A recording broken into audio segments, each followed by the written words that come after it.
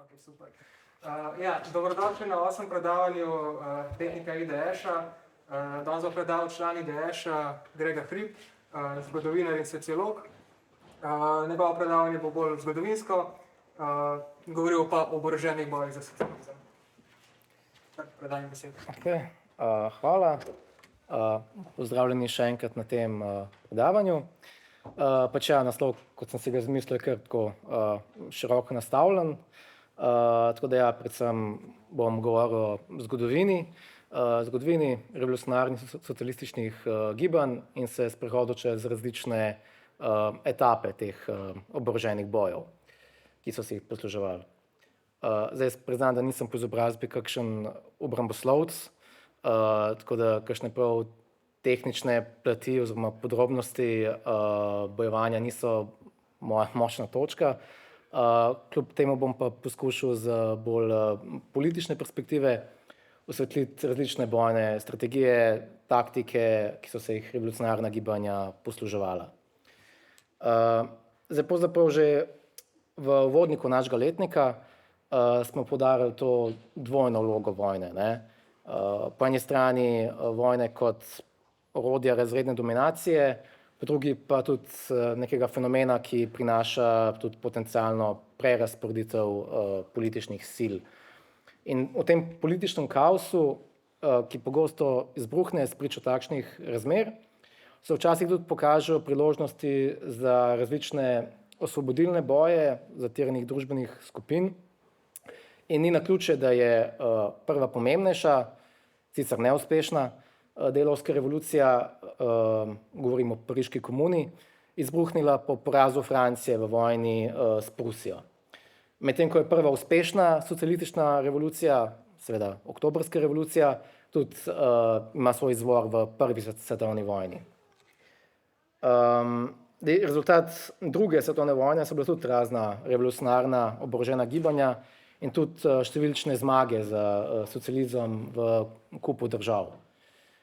Med drugim tudi pri nas z Osvobodilno fronto oziroma z jugoslovanskim narodno-osvobodilnim bojem.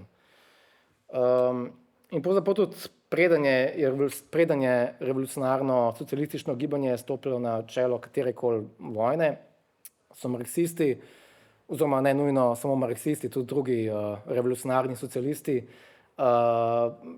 pri vprašanju oboroženih spopadov občasno stopili na eno izmed vpletenih sil, ne. Če so to silo smatrali za naprednejšo, za narodno-osvobodilno oziroma pač manj reakcionarno v primerjavi z nasprotnikom, ne. Recimo v času poljskega upora zoper rusko nadvlado 1830 so se mnogi te zgodnji utopični socialisti postavili na stran Poljakov, ne. Tudi Marx je recimo podpiral boj Poljske za osvoboditev. Še bolj dejavno recimo je Marx podpiral irski boj, čeprav ta v 19. stoletju še ni dejansko prerasel dejansko vojno za neodvisnost.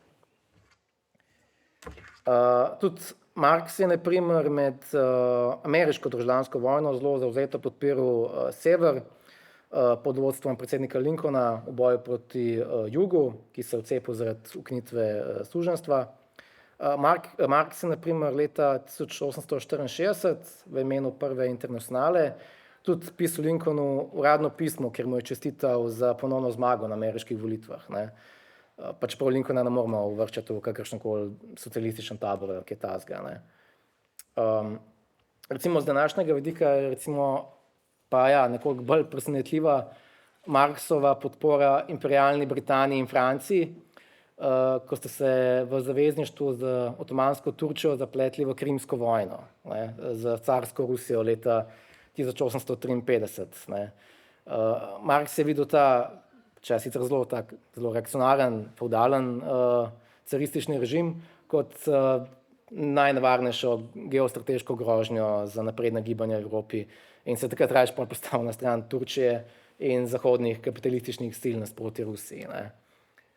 Kar je nekaj, kar danes ponovadi ne poznamo tega dela Marxovih stališč.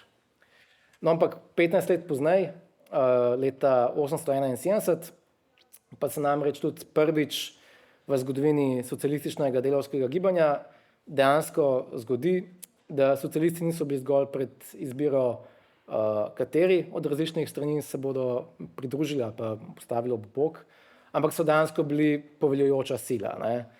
Zdaj torej prihajamo k francosko-pruski vojni in že omenjeni pariški komuni kot njeni posledici. Zdaj za nekaj zgodovinskega konteksta.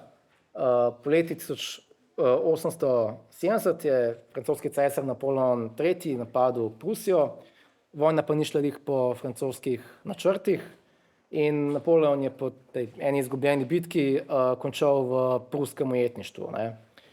No, ampak potem, ko Napoleona zajamejo, pa tudi francoska skupščina preprosto odloči, da se tega problema reši s tem, da pač razglasi republiko. Ne. Ampak ta nova, recimo meščanska liberalna vlada se tudi odloči vojno s Prusijo še naprej nadaljevati. Ne. Tako da ta nova republikanska vlada v obkoljenem Parizu pokliče vse moške v tako imenovano narodno gardo, ki pa tudi pozneje sproži te revolucionarne procese. Ne. Zdaj, v Parizu v teh mesecih že ogromno ljudi iz teh bolj privilegiranih slojev pač pobegnilo iz mesta. Ne. Tako da v tej narodni gardi je bilo bolj malo pripadnikov meščanstva, malo meščanstva, ne. Ampak so večino predstavljali obubožani delavci, ne, ki so se pa v teh mesecih tega obkoljevanja še dodatno radikalizirali. Pač neke levičarske socialistične ideje so bile med pariškim proletariatom že tudi prej pravzaprav zelo močne in imele kar velik odmev. Ne. In glede na to, da so bili pariški delavci že prej precej politizirani in naklonjeni levim oziroma vsaj levo-republikanskim idejam, ni bilo čudno, da so skozi naslednje mesece, ne, spravi od postavitve te tretje republike do nastanka pariške komune, pričel kmalu zelo dejavno nasprotovati tej novi republikanski vladi, ki v bistvu razen tega, da je zamenjala cesarstvo za republiko, ni naznanila nič novega. Ne. Vojna s Prusijo pa se je še kar nadaljevala. Ne. Ti narodni gardisti so tudi postali v tem času vedno manj disciplinirani, ne ubogajo poveljujočih, začnejo zahtevati pravico, da gardisti znotraj enot začnejo sami izbirati svoje poveljujoče, ne, oziroma nadrejene.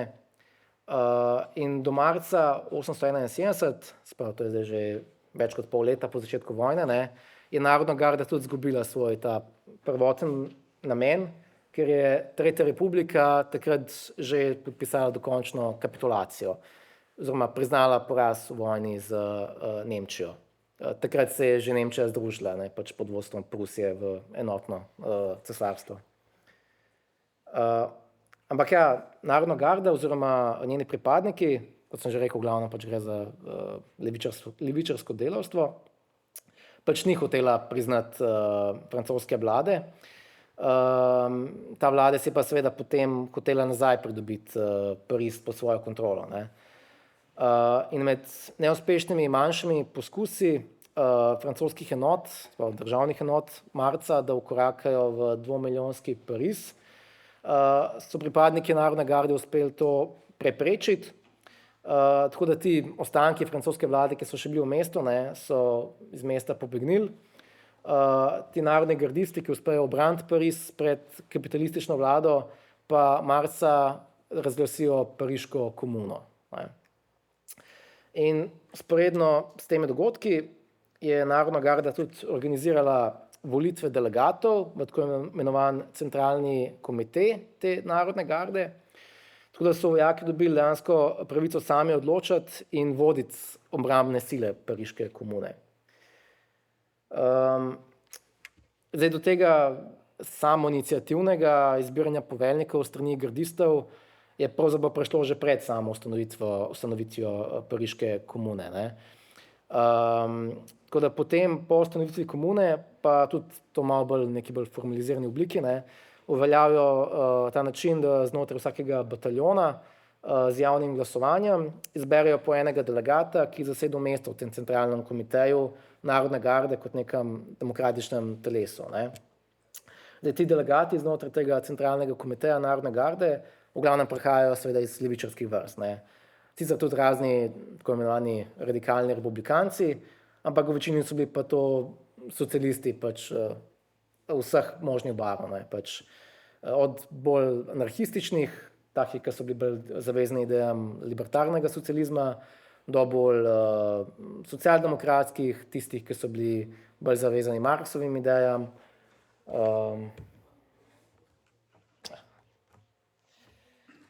Tako da ja, pač cel kup različnih političnih skupin v tistem času, ne.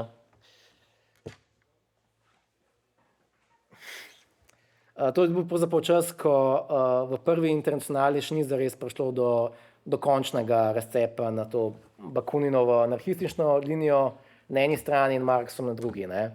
Tako da takrat so se še skupaj, ne, oziroma še v skupnem boju zelo prepletali te različni socialistični tokovi in tudi s tem različne strategije tega boja, ne.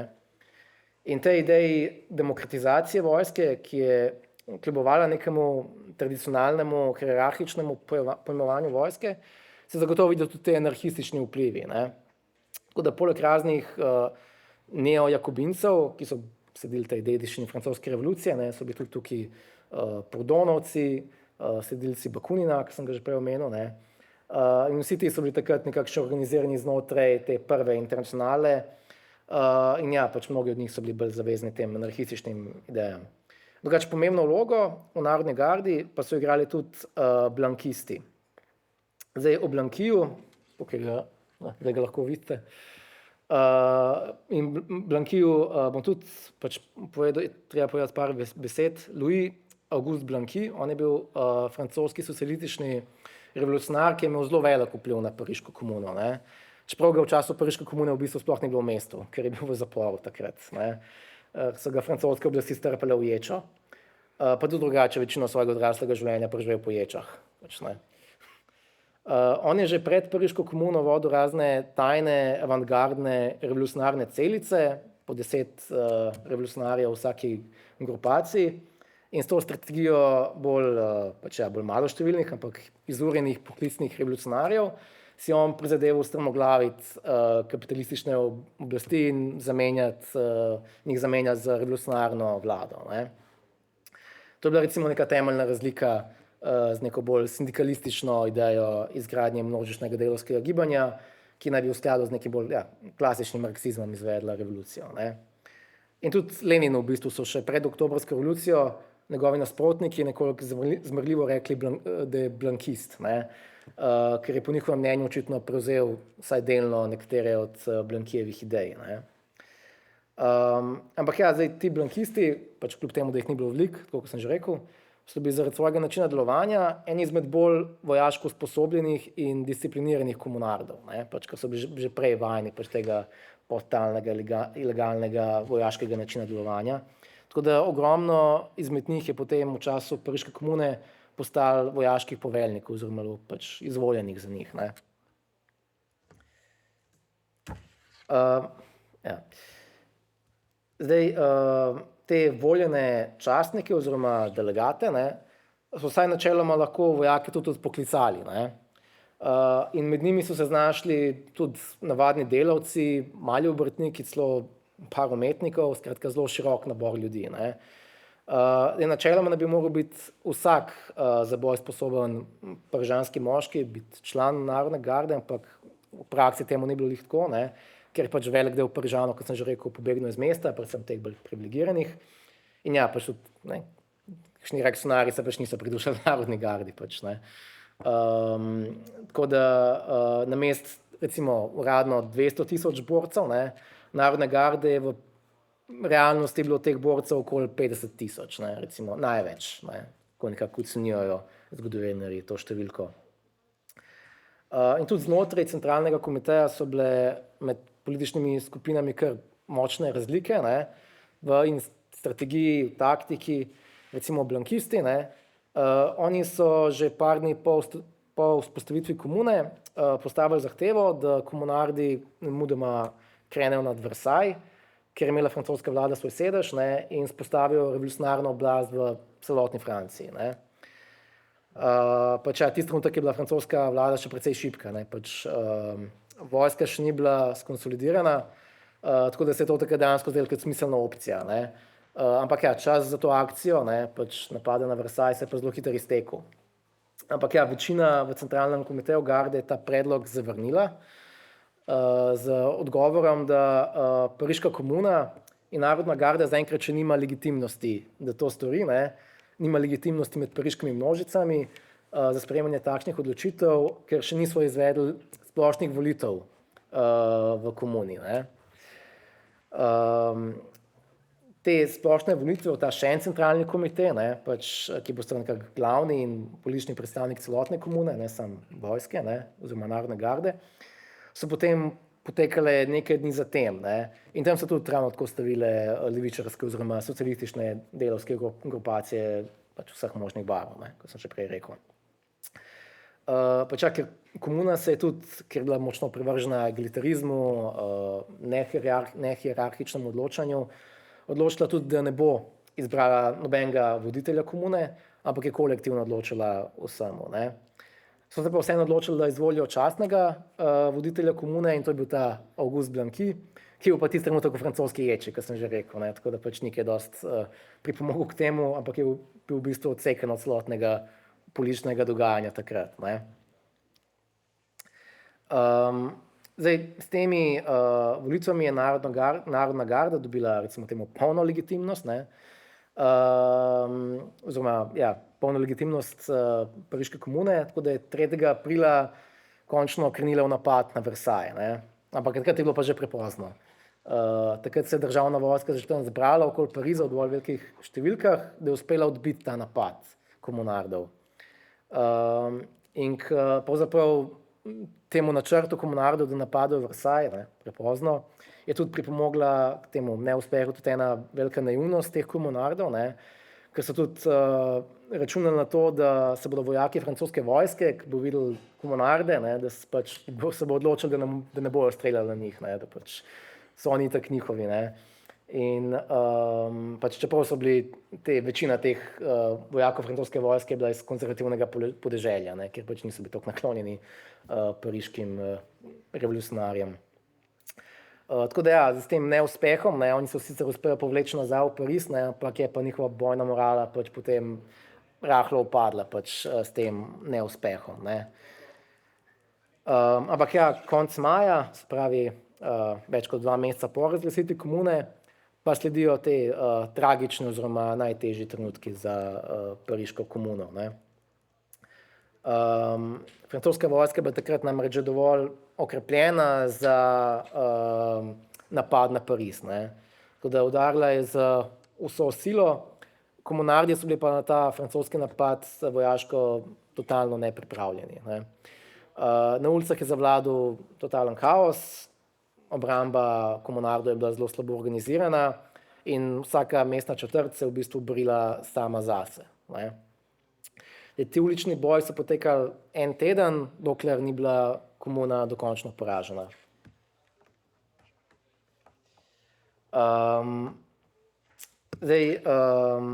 Več tisoč komunardov je tudi v teh bojih umrlo.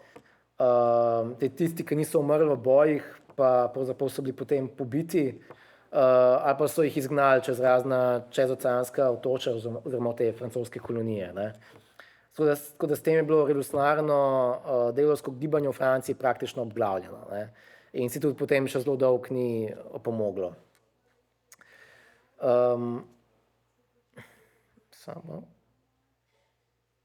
Ampak kaj pa lahko potegnemo iz tega zgodovinskega primera, ko je oboroženi proletariat prvič v zgodovini dejansko prevzel poveljstvo nad neko vojsko in tudi demokratično, vsaj to, kolikor je bilo tistih okoliščinah to sploh možen, tudi vodilo. Ne. Zdaj, ta vojaška demokracija komunardov je bila v bistvu v tistih pogojih en tak zelo dvorezen meč. Ne. Hkrati je res za te gardiste pomenila neko družbeno oziroma politično polnomočenje, hkrati pa ne moramo zanikati, da je privedlo do mnogih neučinkovitosti. Ne. Prva recimo že ta napaka, da niso zavzeli Versaja takrat, ko je bil še čas, ne, ker so čakali na demokratični mandat in tako naprej. Ne. In pač tega niso naredili, ko je bil še čas. tudi Narodno gardo je zelo še bila ta decentralizacija vojske, ne? To, da so bili te bataljoni zelo avtonomni in brez neke trdne obrambne koordinacije med njimi. In tudi ta poveljniški kader, ne, pač to, da, večinoma ni bil vojaško izurjen. Ne. Pogosto so za poveljnike Narodne garde izbirali razne pač revolucionarje s političnim pedigrejem, ne, ki pa pač niso bili profesionalno vojaško izurjeni. Sicer je bilo med njihovimi poveljniki tudi nekaj oficirjev iz pač prejšnje vojske, ne, ampak večina teh oficirjev je bila pač reakcionarjev, ne, pač mislim, si nisem imel z njimi kaj dosti pomagati v tem času. Tako da ja, tudi vojaška disciplina med gardisti je bila bolj slaba, ne.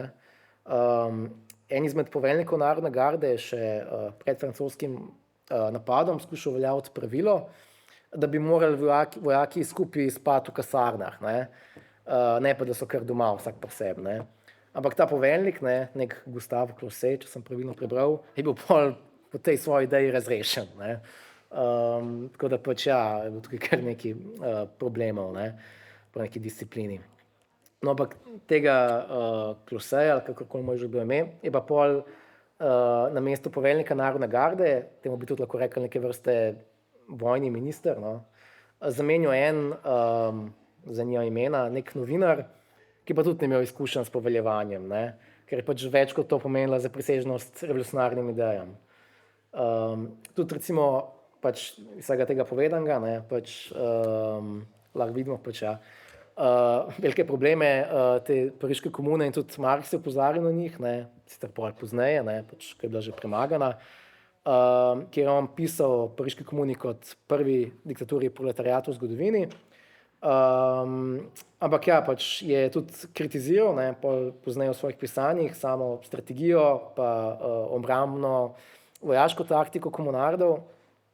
In čeprav ta Blanqui ni bil marksist, ne, sta se z Marksom v mnogočem razlikovala, je tudi Marx pozneje napisal, da je med drugim problem komune bil tudi ta, da ni imela trdnega jasnega vodstva, ne, in da bi pariški komuni res pomagali, če bi Blanqui takrat bil dejansko tam v Parizu, ne, in bi dejansko lahko vodil pariško komuno, ne, ko ga je ta potrebovala, oziroma je potrebovala neko jasno vodstvo, ne. In pravzaprav so vsi revolucionarji, vsi socialisti potem še dolga desetletja po pariški komuni imeli veliko zapovedati o njej, ne. Pač pariška komuna je bila seveda precej mitologizirana potem, ne, ker pač vse do ruske revolucije, ne, po prvi svetovni vojni, je bil to pravzaprav, ja, je bil zagotovo bil najpomembnejši dogodek v socialistični zgodovini, ne, oziroma dogodek socialističnega gibanja, ne. Tako da seveda pač, kolikrat, ne vem, se danes mitologizira, ne vem, oktobrska revolucija ali pa takrat pariška komuna nekaj, pač čemu so se non-stop vračali, ne. Ampak ja, malo po pariški komuni, pa tudi med socialisti prve internacionale dokončno pride v 70. letih 19. stoletja do končnega razkola med anarhisti in marksisti. Zdaj, anarhisti so namreč nasprotovali vsem institucijam države in se za razliko od marksistov niso hoteli spuščati v nikakršen parlamentarizem, ne, ker so bili proti kakršnikoli družbene hierarhiji v državi, ne. Ampak, kot sem že prej povedal, je bila revolucionarna levica v Franciji po pariški komuni, da je bodisi marksistična, anarhistična ali kakršnakoli že, pač zatrta in zdesetkana, ne. In torej kakršnokoli javno, kolektivno delovanje ni bilo zares mogoče še kar nekaj let, ne. In iz tega, da je bila pariška komuna na koncu vojaško poražena, in da se morajo revolucionarji tudi prilagoditi novim okoliščinam, so anarhisti potegnili neke svoje zaključke, ne. Med drugim tudi to, da morajo svojo strategijo oboroženega boja spremeniti. In v 70. letih 19. stoletja se med anarhisti tudi začnejo pojavljati nove oblike oboroženega delovanja, ki jih imenujemo tudi propaganda dejstev, oziroma včasih se to prevaja tudi propaganda z dejstvi. Zdaj, ta propaganda dejstev, zakaj je sploh šlo, ne, to so bili v bistvu atentati oziroma oboroženi napadi na razne predstavnike kapitala, visoke politike, kralje, monarhe ali pa še neke druge pripadnike vladajočega razreda. In anarhisti so namreč takšne atentate smatrali za neke vrste katalizatorje oziroma pospeševalce revolucije in ti napadi naj bi, vsaj po mnenju anarhistov, pomagali potem zdramiti duh upora.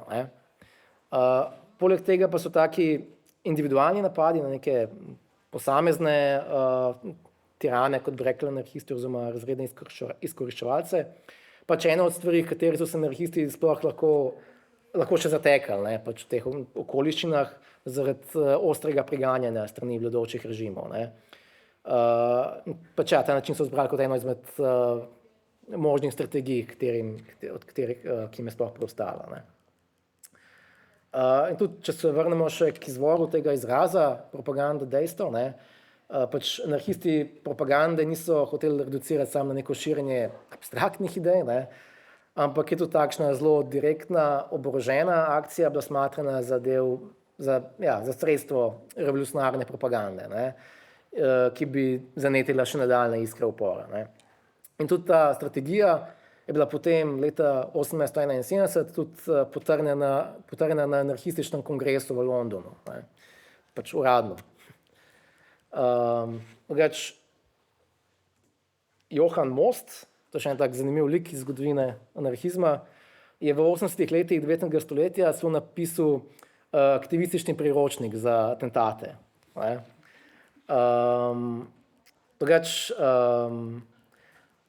Ta Most, v bistvu, v resnici on je bil sprva dejansko kar prominenten marksist in v 70. letih je bil celo poslanec nemških socialdemokratov v parlamentu. Pol pa je začel malo brati Bakunina, pa se je nekoliko oddalil od marksizma in na koncu je tudi pobegnil potem pred političnim pregonom v Ameriko. In on je celo tam, pač kot nekdanji poslanec Reichstaga, dobil nekako, ne mi čez jasno kako, dobil službo v neki tovarni eksploziva v New Jerseyju. In potem je na podlagi naučenega v tej tovarni eksploziva napisal tudi priročnik, ki ga je pomenoval Znanost revolucionarnega bojevanja. Evo, tukaj se vidi. Tudi piše spodaj cele podrobnosti glede načinov bojevanja.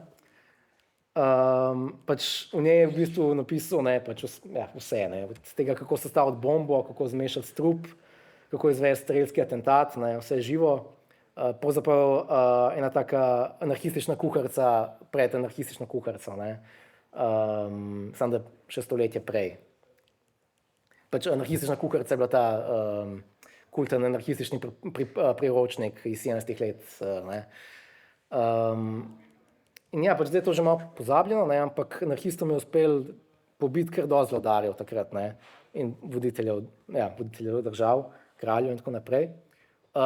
In ta njihova propaganda dejstev se v praksi bolj uspešno razširi enkrat v 90. letih 19. stoletja in recimo za primer, koga vse so uspeli anarhisti takrat pokončati.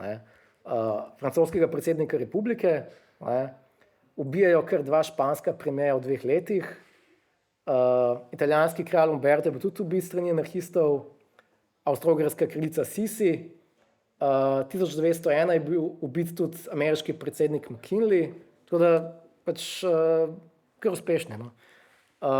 Potem so bili par let sicer anarhisti bolj neuspešni, ampak pol 6 let pred prvo svetovno vojno jim uspe šicniti tudi portugalskega kralja, 2 leti pozneje ruskega premierja Stolypina, pol tik pred prvo svetovno vojno pa še grškega kralja. To je kar uspešno. Skratka, v teh časih so bili atentati v bistvu zelo pogosti, samo motivi za atentate so bili precej drugačni kot danes. So imeli pa ti atentati tudi svojo negativno plat. Dostikrat je pri raznih streljanjih, še bolj pa pri recimo kakšnih bombnih napadih, prihajalo do kolateralnih žrtev. In tudi niso kompletno vsi anarhisti podpirali te strategije. Recimo Kropotkin, zadnji anarhist, je najbrž pač kar pravilno, ne, zapisal, da družbena struktura, ki temelji na stoletjih zgodovine, ne more biti uničena z nekaj kilogrami razstreliva. Ne. In ja, pač tudi marksisti, s katerimi so se anarhisti razšli, ne, pač takrat, ko je propadla prva internacionala, so smatrali takšne napade za pač neučinkovite, ne, oziroma če ne celo kontraproduktivne, ker ti atentati pač niso bili učinkovita grožnja samemu ekonomskemu sistemu, ne, ki te posameznike generira oziroma njihovo pozicijo v družbi, ampak na koncu pač uničuje samo pač te posameznike, ne, ki pa so zamenljivi, pač ne, umre kralj, pride nov kralj, ne, ali pa kdo drug. In pač vse ostane isto, bolj ali manj. Tako da ja, kar se tiče marksistične levice, se pa ta v tem času organizirala predvsem znotraj socialdemokratskih oziroma socialističnih strank. Ne. Zdaj, te stranke oziroma gibanja iz različnih držav pa so se med seboj povezovali v tako imenovani drugi internacionali, ki je nadomestila tisto prejšnjo propadlo prvo. Ne. Zdaj, prva svetovna vojna pa je za socialistično gibanje, povezano v drugi internacionali, pomenila en ogromen pretres. Ne. Zdaj, druga internacionala je skozi celotno zgodovino zagovarjala trdna antimilitaristična, antiimperialistična stališča, ne. In že leta pred vojno se je slutilo, da bi se lahko v Evropi zakuhala ena taka vsesvetovna morija. Ne. In tam so tudi na kongresu v Baslu v 1912 sprejeli sklep, da bodo vojno, koliko pride do nje, probali preprečiti sami sredstvi z protesti, z revolucijami, stavkami in vsem živim. Ne. Tudi z revolucijo, na kakršenkoli način, ne. In da ne bodo dopustili, da bi se delavci različnih dežel klali med sabo. Ne. No, ampak dejansko, ko pa pride do te vojne, ne, pa se zgodi nekaj do takrat nezamisljivega. Večina strank druge internacionale podpre vstop njihovih držav v prvo svetovno vojno. Ne. Kot recimo nemška SPD je glasovala v parlamentu za vojne kredite, s čimer je tudi nemškemu režimu dala podporo za vstop v vojno proti Antanti. No, ampak drugače pa je vsaj med večjimi oziroma bolj pomembnimi evropskimi socialdemokracijami najbolj odločno protivojno agendo zastopala boljševiška stranka pod Leninom. Ne. Ni bila sicer edina, ampak bila pa ena redkih. No.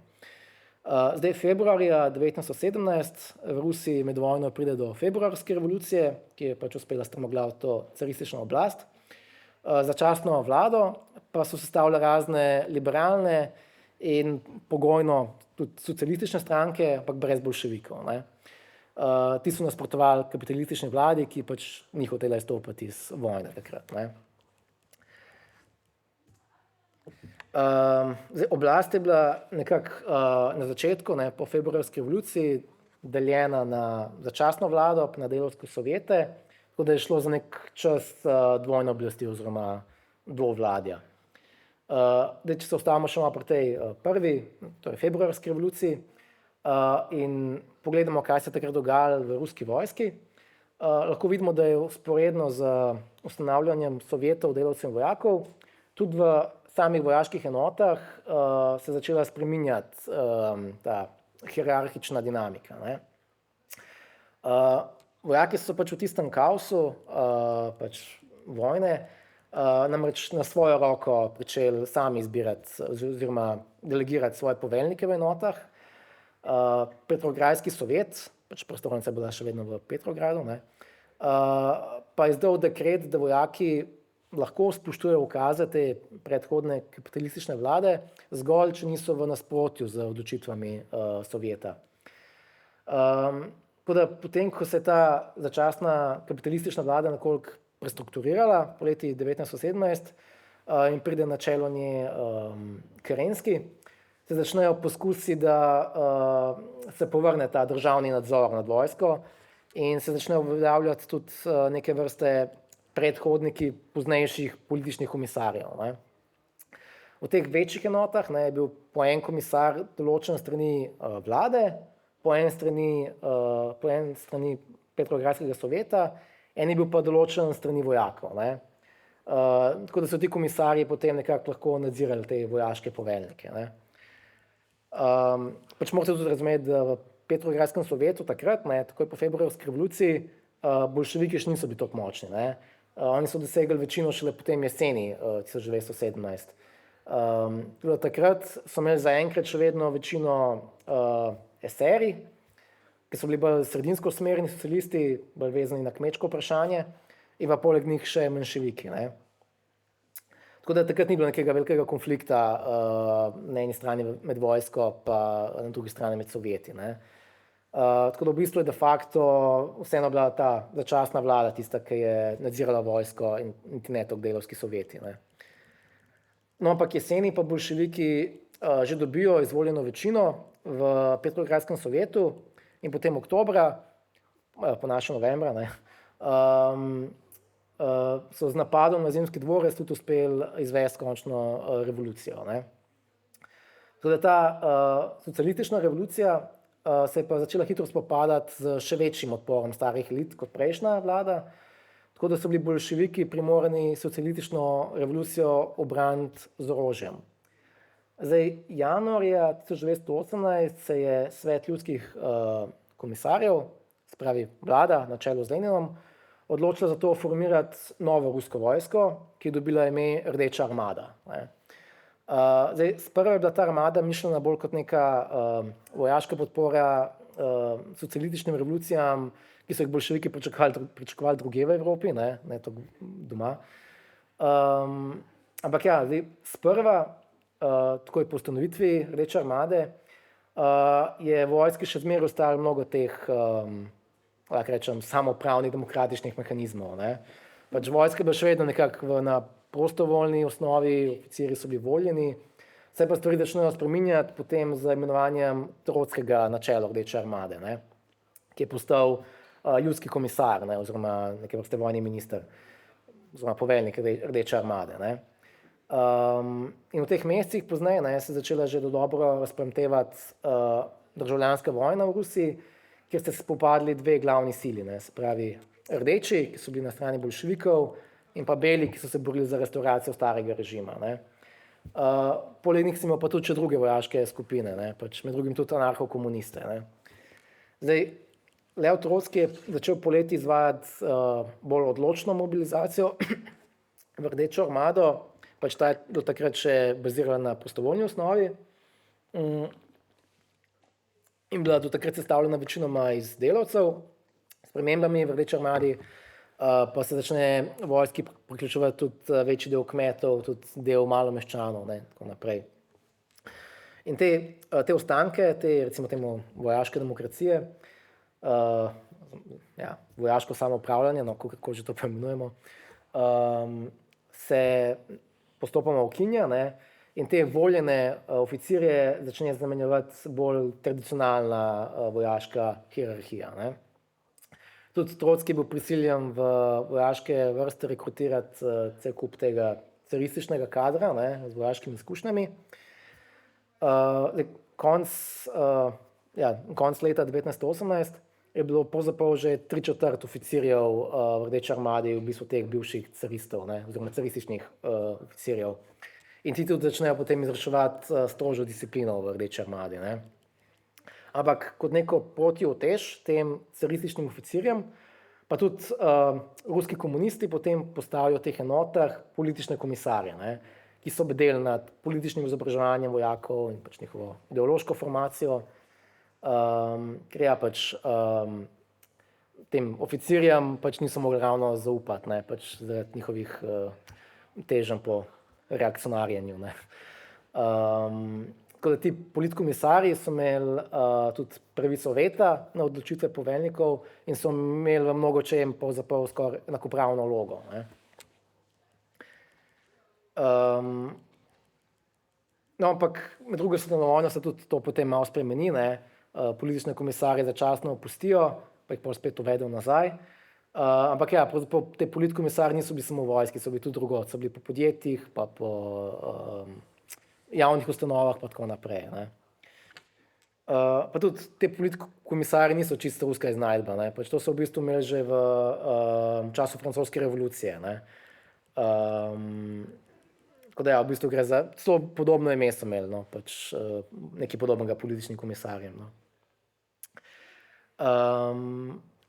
Ampak ja, ker se pa tiče Rdeče armade, pravzaprav sploh ne bi smeli več govoriti o oficirjih, ampak bi mogli govoriti o komandantih oziroma komandirjih, no, ker pač ta izraz oficir je bil preveč asociiran z temi carističnimi časi, tako da potem ta izraz pravzaprav opustijo. No. No, ampak so se pa v času te ruske državljanske vojne, tega demokratičnega samoupravljanja v vojski, vsaj v določeni meri, držali anarhisti, pač govorim specifično o pripadnikih Nestorja Mahna v Ukrajini. Ne. Lahko še vidite Trockega za vojake Rdeče armade. Tako imenovana revolucionarna oporniška vojska Ukrajine si je pač z Mahnom na čelu, tukaj lahko vidite na sred, po oktobrski revoluciji nekako prizadevala ohraniti neko svojo anarhistično avtonomijo tam v južni in vzhodni Ukrajini. Ne. In ti anarcho-komunisti so začeli ustanavljati nekakšne avtonomne kmečke komune in prav tako ustanavljali neke svoje kmečke sovjete. In usporedno z demokratizacijo vojske po februarski revoluciji je, pač, ko sem že načel, tudi med njimi prišlo do oblikovanja teh raznih vojaških komitejev, skupščin, voljenih poveljnikov, ne. Te klasični oficirski čini so bili pa ukinjeni. Ne. In ta anarhistična vojska, pač na prostovoljni bazi seveda, ne, je delovala tudi na nekih principih samodiscipline, ne, tako da vse kazni so bile določene na vojaških skupščinah, ne, in tako naprej, s postopki. In ja, Mahno in pač anarhisti so bili en del državljanske vojne zavezniki, pa pol nasprotniki, pa pol spet zavezniki in tako naprej, ne. Tako da je bilo to kar burno razmerje med njimi, ne. Ampak pol, ko so bili beli poraženi, ne, ko so bili pač skupni nasprotniki obeh levičarskih vojsk, ne, pa je prišlo potem še zadnjič do konflikta med njimi, ne, tako da potem so bili ti Mahnojevi anarhisti poraženi, pač ja, 3 leta po začetku državljanske vojne. Ne. Moramo pa razumeti, da pravzaprav da je poleg neke manjšine nekih prepričanih anarhistov, ne, pač v teh enotah v glavnem pač šlo za kmete, ki so nasprotovali zasegom pridelka, ne, strani nove države. Tako da to je bil pač njihov glavni motiv, da so se jim pridružili. Ne. Takrat je bila pa Sovjetska zveza oziroma pač Rusija eksistenčno odvisna od teh pridelkov, ne, pač iz Ukrajine, ker je bila Ukrajina je bila takrat žitnica države pravzaprav. Ne. Tako da ja, polk Lenin, ne, pač zažene NEP oziroma novo ekonomsko politiko in ukine te prisilne zasege, ne, se tudi ta Mahnojeva vojska zelo hitro skrči, ne, ker pač večina kmetov nima več nekega motiva, da bi se še naprej borila v nedogled s temi anarhisti. Tako da ja, zdaj, če nekako zaključimo ta del predavanja o boljševikih z Leninom pa Trockim na čelu, lahko vidimo, da boljševiki niso ponavljali napak Pariške komune, ne, ampak so namesto tega zgradili dosti bolj organizirano, disciplinirano in koordinirano vojsko, ki je dala prednost vojaški učinkovitosti. Ne.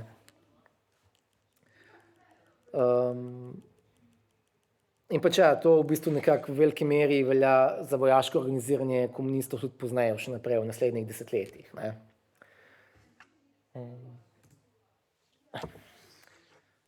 Drugače pa v obdobju po prestolni vojni pa v bistvu postane kar nekako običajno, da komunistične stranke, tudi pri nas v Jugoslaviji oziroma v Sloveniji, oblikujejo svoja oborožena krila. Ne. Pri nas recimo smo imeli tako imenovani PAČ, proletarske akcijske čete. Zdaj, čez približno 2 tedna bo 101. obletnica spopada trboveljskih delavcev z Orjuno. Ne. Pač te trboveljski delavci so takrat pod vodstvom PAČa, ne, z temi orjunaši oziroma takrat so jim tako rekli tudi jugofašisti. Ne. Potem takrat so pač ubranili recimo temu Trbovlje pred napadom teh orjunašov. Ne. Drugače Orjuna stoji za Organizacijo jugoslovanskih nacionalistov, ne, pač to je ta kratica. Pač Orjuna je takrat napovedala oborožen pohod po Trbovljah da bi tam orjunaši razvili pač nek svoj orjunaški prapor. Ne. In pač tudi Trbovlje se je temu uprlo, moramo razumeti, Trbovlje so bile takrat zelo tako levičarsko navdahnjeno mesto, ne, med to veliko splošno stavko, 4 leta predtem, 1920. So tudi tam trboveljski knapi odstavili občinski odbor, pa za 3 dni razglasili Sovjetsko republiko, ne, tako da pač ni bilo šale z njimi. Ne. Ampak ja, pol so po parih dneh pač je jugoslovanska vojska spet postavila pač staro oblast. Ne. No, ampak ja, v glavnem, če se vrnem k Paču, ne, pa slovenskim komunistom,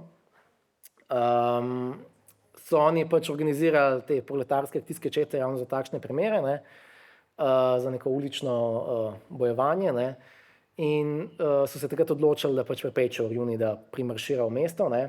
Tako da Orjuna se na to ljudsko zaporo, takrat v Trbovljah odzvala s streljanjem in v teh uličnih spopadih je potem tudi prišlo do 8 mrtvih, se mi zdi. No.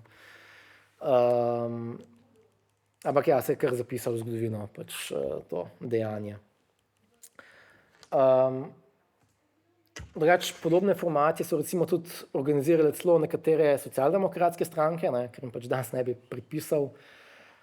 Recimo v Avstriji so v 20 letih njihovi socialdemokrati organizirali tako imenovan Republikanischer Schutzbund, ki bil pač namenjen neki obrambi pred desničarskimi paramilicami.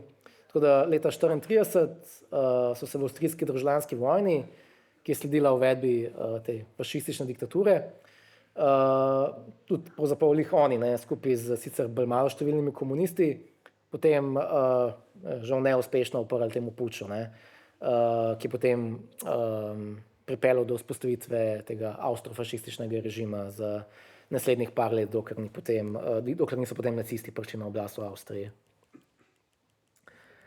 Ok, zdaj pa se lahko premaknemo še k eni izmed taktik oboroženega boja in to je gverilski način bojevanja. Ne. Zdaj, gverila ni samo po sebi nič levičarskega ali pa revolucionarnega, ne. Pravzaprav so se gverile posluževali že stoletja, če ne tisočletja prej, ne. Ampak ja, gverile kot načina bojevanja se pač ponavadi poslužujejo manjše oborožene skupine proti močnejšemu nasprotniku, ne. Ampak ja, moraš pa za tak način bojevanja imeti prednost poznavanja domačega terena, ne. In pa pomembna je tudi podpora lokalnega prebivalstva, od katerega je gverila v veliki meri odvisna, ne. Zdaj, gverila je v veliki meri tudi del naše lastne revolucionarne dediščine, ne. Partizansko gibanje med drugo svetovno vojno je svoj oborožen upor seveda začelo v veliki meri v obliki gverile, ne, in se posluževalo predvsem taktik, kot je na primer udari in pobegni, izvajali so sabotaže, zasede, pogosto so recimo minirali razne skladišča, železnice in take podobne stvari. In so se vsaj pri nas v Sloveniji, ne, pač v glavnem poskušali izogibati frontalnim spopadom z okupatorjem, ne. In pravzaprav do konca vojne, ne, so partizanske enote v Sloveniji v bistvu so bile organizirane za gverilsko bojevanje, niso bile pripravljene na kakšen frontalni spopad z Nemci, ne. Tudi recimo 2 taki znani partizanski bitki v Sloveniji, ne, recimo, ki je najbolj mitologizirana, ne, Dražgoška bitka, pa recimo bitka na Menini planini, pač to niso bile bitke z neko res veliko številčno partizansko vojsko, ne, pač v Dražgošah se je recimo borilo tam 200-250 partizanov, na Menini planini največ 500, ne. Pač ja, tako da drugače je bilo recimo v Bosni, ne, recimo na kakšni Sutjeski, tam je bila pač glavnina jugoslovanske partizanske vojske, ne. Tam mislim, da se je borilo ali pa vsaj nekako zraven okoli 20,000 ljudi, ne. No, ampak kljub temu gverilskemu načinu bojevanja, pa tudi slovenskim partizanom uspeli priboriti kar številna osvobojena območja, ne. So bile pa te osvoboditve dostikrat bolj začasne, ne.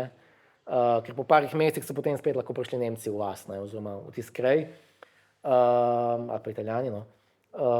Ena izmed takih izjem je recimo Bela krajina, ki je bila pa osvobojena bolj ali manj, ne čisto neprekinjeno, vse od 42. do 45., spravo do konca vojne, ne. In tam so tudi partizani uspeli postaviti malo bolj trajne institucije in spostavili neke zametke ljudske oblasti. Ne. Pač organizirali bolnišnice, tiskarne, šolstvo, kulturno udejstvovanje in tako naprej. Ne. Gverilski način bojevanja je tudi igral precej pomembno vlogo med drugim tudi na Kitajskem, ne, v času državljanske vojne med Čankajškovim Komintangom pa med komunisti. V 30 letih med državljansko vojno je Mao Tse-tung, ki je potem tudi postal vodja kitajske partije, začrtal komunistično vojaško strategijo s kitajskimi značilnostmi, imenovano tudi ljudska vojna. Ne. Zdaj, za to strategijo je značilno, da se vojaške sile umaknejo na podeželje, kjer se sprva z uporabo gverilskega bojevanja borijo proti sovražniku. In potem zatem zavzemajo mesta, ustanavljajo tako imenovane rdeče baze, neke vrste Sovjete, kjer v praksi že poskušajo izvajati to socialistično politiko. Ne. Pri tem pa je ključnega pomena to, da ohranjajo podporo ljudi. Ne. S tem, da izvajajo razne zemljiške reforme v korist kmetov, urejajo šolstvo, zdravstvo in končni cilj takšne ljudske vojne je, da te osvobojene rdeče baze sčasoma obkoljo in zavzemajo tudi večja mesta, potem pač celotno državo na koncu. Ne. Tako da v bistvu gre za 3 faze. Prvič delovanje na podeželju, pa grajenje ljudske podpore med kmeti.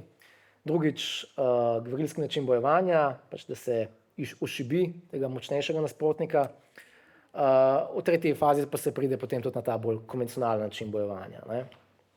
In Mao je tudi v drugi polovici 30-ih celo napisal knjigo o gverili, ne. To je bilo v času vojne z Japonci. Takrat so komunisti pa Komintang sklenili to pač začasno premirje, ne, oziroma sodelovanje, ko so se pač skupaj borili proti japonskemu okupatorju. In tudi v tej svoji knjigi, ki sem jo omenil, je tudi začrtal strategijo boja z Japonci. Ne. In ta strategija te ljudske vojne, ne, je bila tudi potem uradna strategija kitajske vojske še potem desetletja po zmagi revolucije. Ne. Tako da tudi kitajska vojska potem niti ni toliko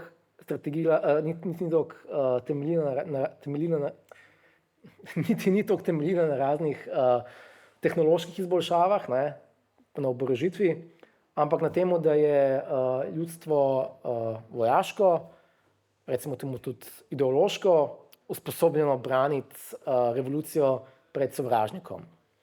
In tudi iti nazaj v gverilo, če bo to potrebno, ne, pač če je bila domovina okupirana. Tako da Kitajska je bila ena od teh držav, ki se pač med hladno vojno ni podala v čisto klasično oborožitveno tekmo, ne. Ker je Mao vedel, da si z nekim konvencionalnim načinom bojevanja Kitajska težko privoščiti v neko vojno z močnejšim nasprotnikom, recimo bodisi z Zahodom ali pa Sovjetsko zvezo, ne, potem, ko je prišlo do tega sino-sovjetskega spora. Zdaj, sicer v 60 letih potem je tudi Kitajska prišla do atomske bombe, ne, ampak je imela teh jedrskih konic tako relativno malo v primerjavi z pač drugimi, ne, pač jih ni tako masovno množila kot ZDA pa Sovjetska zveza. Tako da ja, temu konceptu ljudske vojne je Kitajska sledila vse do Denga Xiaopinga, ki potem v 70 letih nasledil Mao.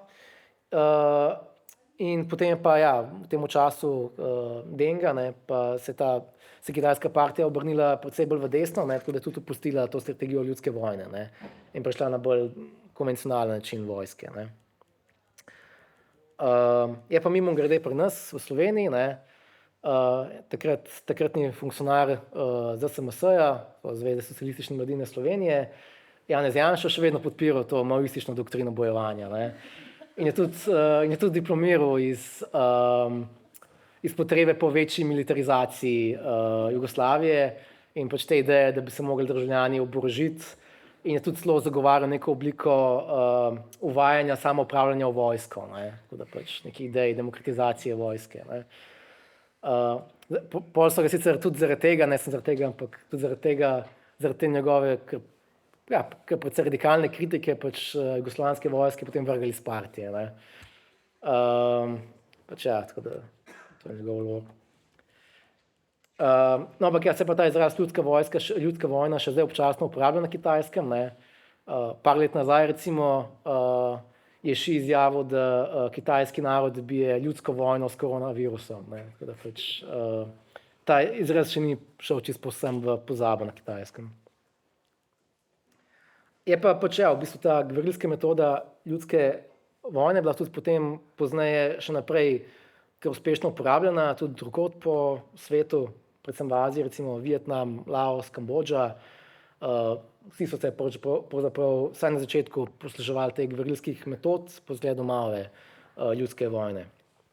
In konec koncev tudi recimo Eric Wolf, ne, v tem svojem znamenitem delu Kmečke vojne 20. stoletja, ki je spisal konec 60-ih, pokazal, da je večina uspešnih socialističnih revolucij bila v bistvu dobljena strani oboroženih kmetov. Ne.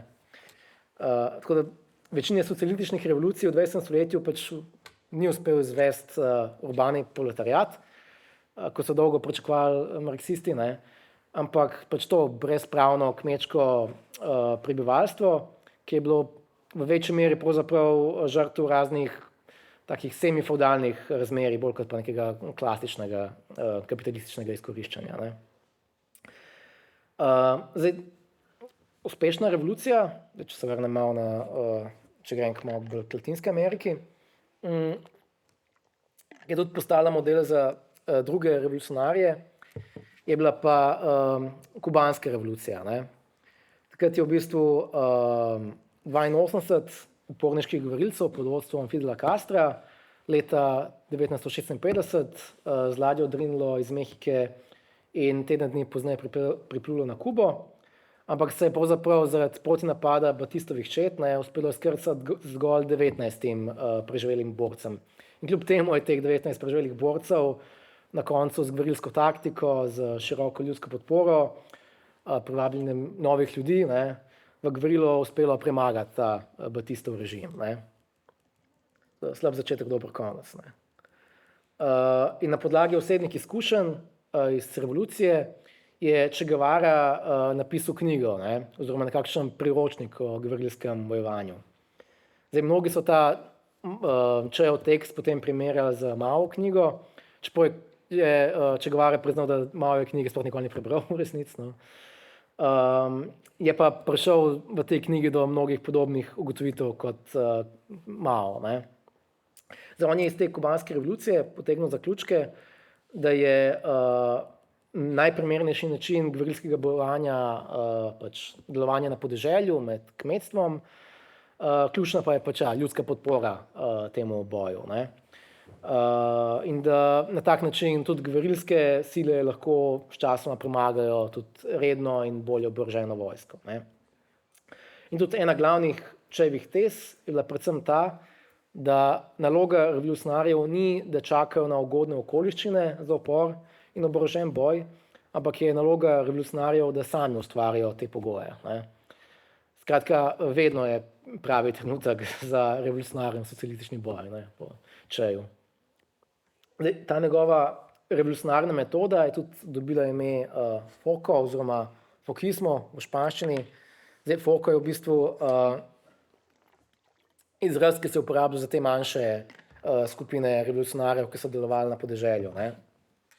In tudi pri fokismu je prisoten ta Chejev poudarek, pač v njegovem pisanju, na gverilcu kot človeku zelo trdno in visoko moralo. Ne.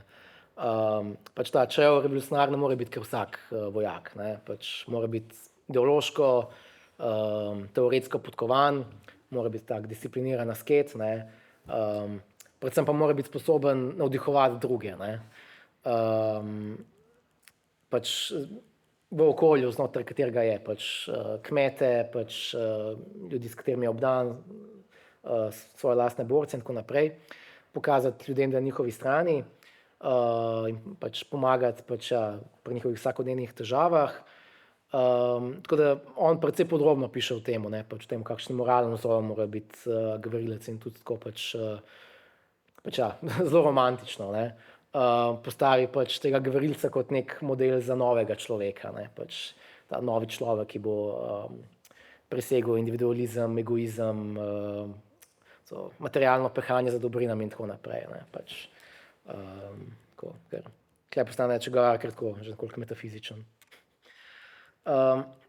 Zdaj, če je poskušal to svojo strategijo implementirati tudi v revolucionarnih gverilskih bojih v Kongu in na koncu tudi v Boliviji, kjer se pa ta gverilski način bojevanja, pač kot vemo, ni izšel, ne. Kot vemo, to v Boliviji CIA in režimska vojska na koncu uspeli Cheja izslediti in ga tudi pač ubiti, ne. So pa te Chejeve ideje imele tudi leta pozneje, ne, po njegovi smrti, še vedno velik vpliv na delovanje revolucionarne levice, ne.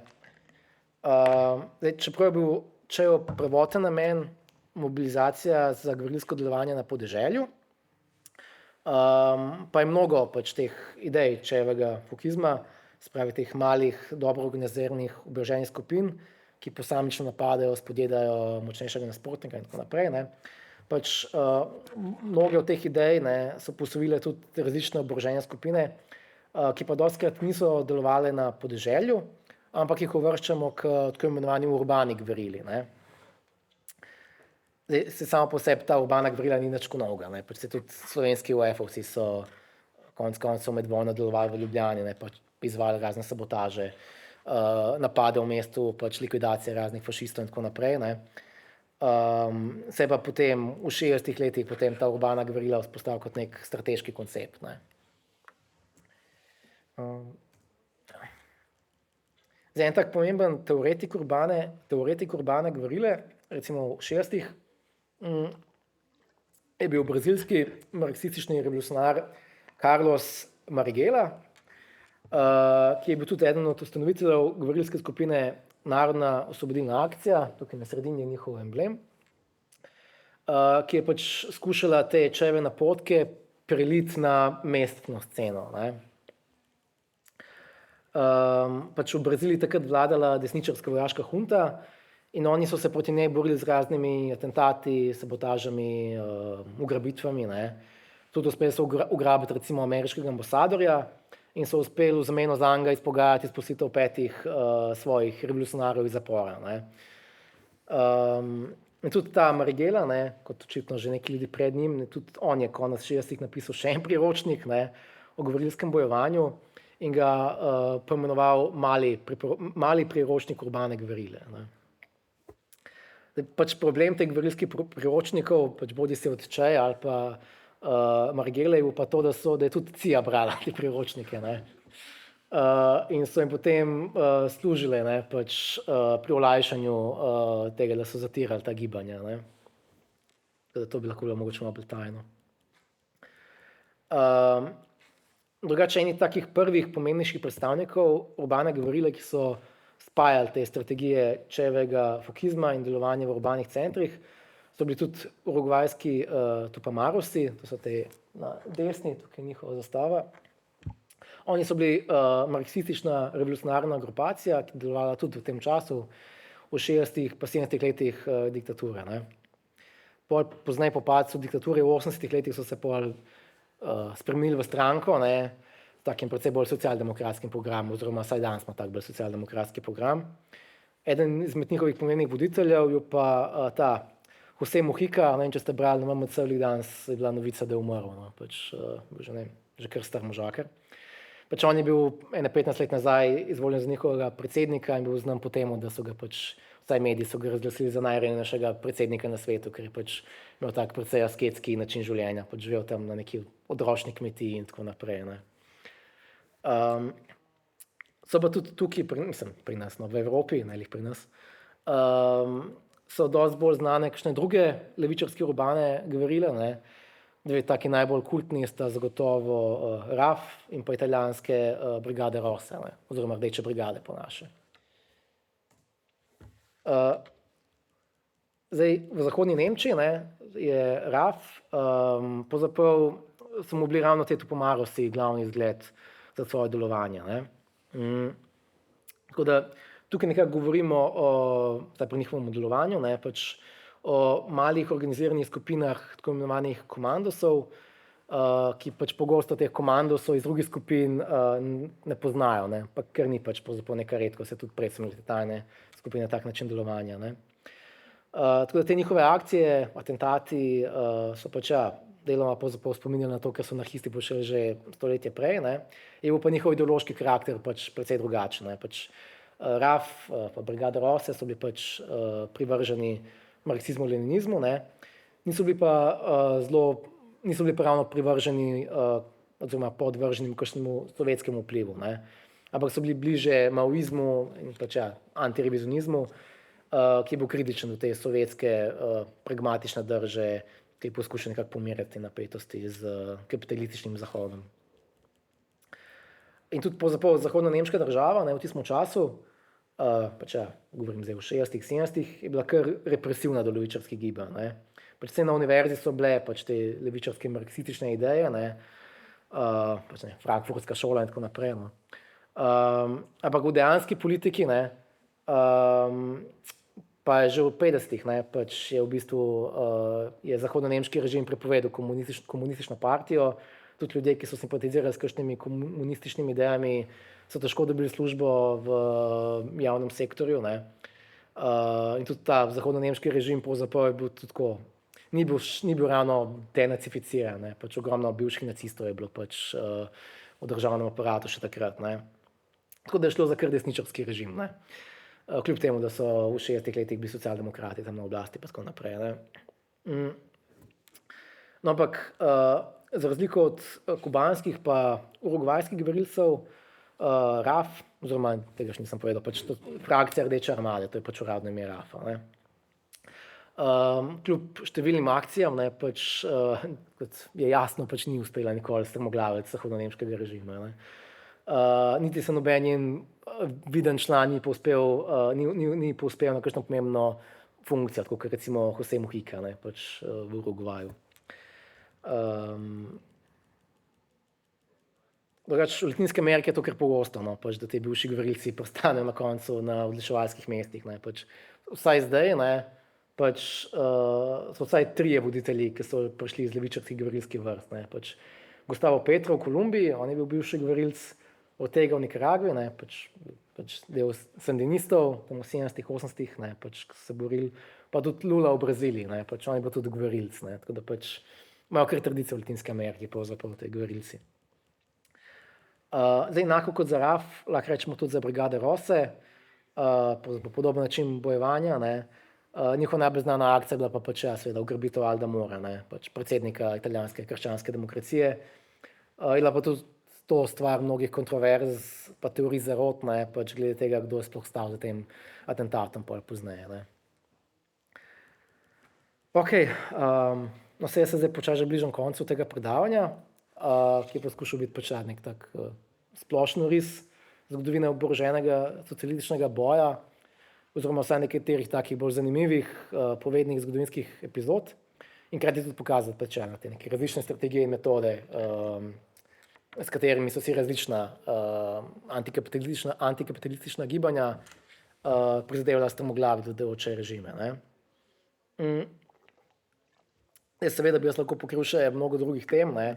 Pač nič nisem povedal o španski državljanski vojni, kjer je spet šlo za neke notranje spore med komunisti, anarhisti, socialisti in tako naprej, ne. Pač tudi nisem žal nič povedal o teh antikolonialnih bojih v Afriki, ki so se tudi v mnogočem naslanjali na socializem, ne, pač so tudi imeli zelo močno podporo socialističnega bloka. In tudi verjetno bi bilo tudi obdelati malo bolj sodobne politične projekte, ne, pač po padcu Berlinskega zidu, ne, prav recimo zapatiste v mehiškem Chiapasu, PKK pa Kurde v Rožavi pa tako naprej, ne. Ampak kljub temu, ne, pač kaj vse bi pač lahko še obdelal, pa vseeno lahko vidimo, da se nekatere metode in principi oboroženega delovanja skozi zgodovino pač tako nikoli v veliki meri ponavljajo, ne.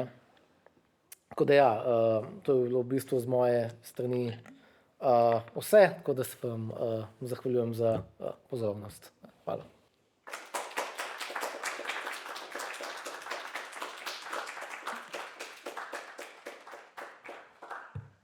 Ja, hvala, Grega, za predavanje. Zdaj odpiram debato, če ima kdo kakšno vprašanje. Smo v bistvu dve vprašanje. Ne vem, če boš vedel, ker ni neposredno povezan s točno s temi stvarmi, ki sem govoril.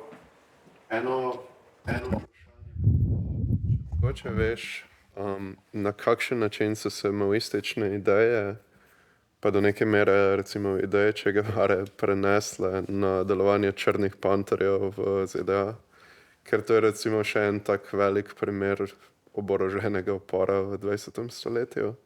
Zlasti pač tako, mislim, ki je, I guess, še nekako bolj šokanten z tega vidika, da se je dogajal tako nekako v jedru samega imperija in da je zelo, pač bil je zelo zaskrbljujoč za obveščevalne službe tistega časa in tako naprej.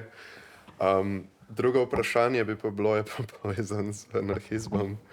Če v bistvu veš, mislim, kako se je zgodil ta obrat v anarhizmu, da je šlo od tega, da so pač pobijali politike, v to, da je v bistvu tako, mislim, vsaj na videz pač precej nenasilna pač zadeva v sodobnosti še posebej. Oziroma, če veš, kako je pač s tem tudi, ne vem, v poznem 20. stoletju. Priznam, da pravzaprav vplivih maoizma na črne panterje ne vem dovolj. Da bi težko kaj ful pametnega povedal se glede tega, no. Ampak ja, mislim, se pravzaprav gre za neko, mislim, pri črnih panterjih bi težko rekli, da gre za neko klasično urbano govorilo, ne. Ker vseeno, kljub temu, da pač, ne vem, so bili oboroženi pa tako, pa so izvajali pač razne sabotaže, niso bili, ja, iskreno niso bili niti blizu tega, da bi pač, ne vem, lahko prevzeli oblast v Ameriki ali kaj takega pač, ne. Ampak ja, kar se pa tiče anarhizma, pa meni tudi ni čisto povsem jasno, pač, kaj se je zgodilo z anarhizmom, pač, ne. Ker recimo, da ne vem, tako neka zadnja večja epizoda anarhistov nekako, taka zgodovinska, recimo bila španska državljanska vojna, ne. Ampak po drugi svetovni vojni pa so pač izgubili to neko svojo vlogo, ker ne vem, če pomislimo anarhizem, ne vem, sodobni anarhizem nekako povežemo pač, ne vem, anarhizem pa si zamislimo pač nekega punksa pač tam, ne.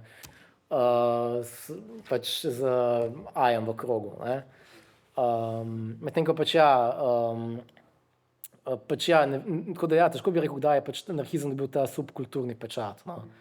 Ker pač ja, nekako s pojavom punka, ne, pač res nekako anarhizem se zelo pač dobi to subkulturno držo, ne. Tako da, iskreno ne vem točno, kako so anarhisti izgledali pred punkom, no, pač mislim, vem, kako so izgledali med špansko državljansko vojno, poznam njihove uniforme, pač vem, kako izgledajo te anarhistični punkerji, ampak anarhista tam v 40, 50, 60 pa se ne znam čisto predstavljati, no, pač iskreno, no. Vem, da nisem odgovoril, ampak pač, ja. Iz Counter-Strike je ratov counterculture. Ja, ja. Še kakšno vprašanje?